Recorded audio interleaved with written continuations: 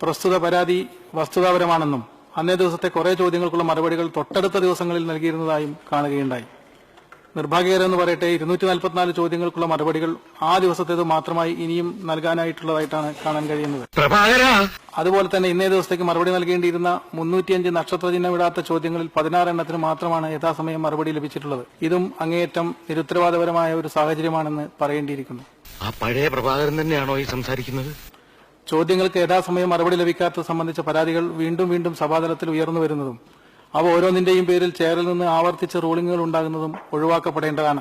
7 വർഷങ്ങൾക്ക് മുമ്പ് വിജയവാഡയിലെ കാസിനോ ഹോട്ടലിൽ വെച്ച് മാറുവാടിയെ തല്ലിച്ചതച്ച് ഇടയിലുണ്ടായിരുന്ന 4 ലക്ഷം രൂപ നമ്മൾ പങ്കിട്ട് ആ സൗഹൃദമൊക്കെ താൻ ഇത്ര പെട്ടെന്ന് മറന്നോ? ബഹുമാനപ്പെട്ട സാമാജികർ 10 ദിവസങ്ങൾക്ക് മുൻപ് എഴുതി സമർപ്പിക്കുന്ന ചോദ്യങ്ങൾക്ക് യഥാസമയം മറുപടി നൽകാതിരിക്കുന്നതിന് ഏതെങ്കിലും തരത്തിലുള്ള ന്യായീകരണം പര്യാപ്തമാകുമെന്ന് ചെയർ കരുതുന്നില്ല.